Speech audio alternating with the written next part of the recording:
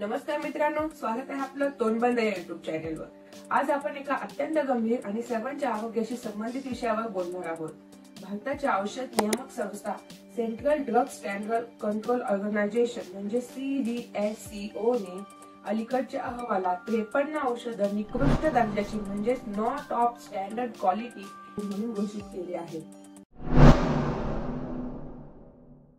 CDSCO दर महिन्यात औषधांचे नमुने घेतो आणि तपासणी करतो। या महिन्यात तपासणीत काही सर्वसामान्यपणे वापरली जाणारी औषधं जसं कॅल्शियम आणि व्हिटॅमिन D3 सप्लिमेंट्स, अँटीडायबिटिक्स गोळ्या, उच्च रक्तदाबाची औषधं निकृष्ट दर्जाचे असल्याचं आढळलं आहे। चला तर मग या काही महत्त्वाच्या औषधांची यादी पाहू। शेगॅल ज्यात व्हिटॅमिन C आणि D3 आहे आणि जे टोरेंट फार्मास्युटिकल्स द्वारे वितरित केले जाते। पॅन डी ज्याचा वापर ऍसिडिटीवर होतो। पॅरासिटामॉल जे ताप आणि वेदनांसाठी वापरलं जातं। ग्लॅमेपिराइड्स डायबिटीस साठी वापरलं जाणारं औषध। टेलमिसार्टन उच्च रक्तदाबावर वापरली जाणारी औषधं आणि अजूनही बरीच औषधं आहेत। या औषधांचे उत्पादन करणाऱ्या कंपन्या म्हणजे hetero drugs, Alkem laboratories, Hindustan antibiotics limited आणि प्युअर अँड क्युअर हेल्थकेअर यासारख्या मोठ्या कंपन्या आहेत। इतक्या मोठ्या औषध कंपन्यांनी दर्जा सांभाळला नाही ही खरंच चिंताजनक गोष्ट आहे। तुम्हाला प्रश्न पडला असेल की हा मुद्दा किती गंभीर आहे, तर खूपच जास्त गंभीर। यामध्ये सर्वसामान्यांनी वापरली जाणारी औषधं खराब ठरली आहेत।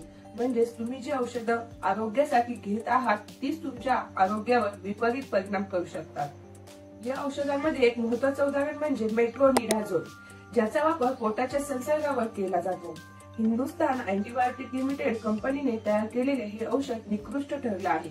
याचा अर्थ असा की ज्यांना उपचाराची गरज आहे त्यांना निकृष्ट औषध दिली जात आहे।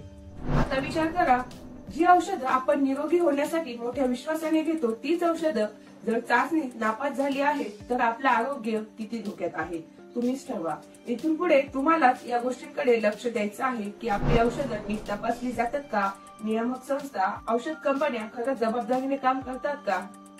CDSCO ने 2 यादी जाहीर केल्या आहेत। एका यादीत 48 औषधं आहेत तर दुसऱ्या यादीत 5 औषधं आणि कंपन्यांचं प्रत्युत्तर समाविष्ट आहे। महत्त्वाचं म्हणजे काही कंपन्यांनी जबाबदारी झटकली आहे आणि त्यांच्या औषधांना नकली म्हटलं आहे।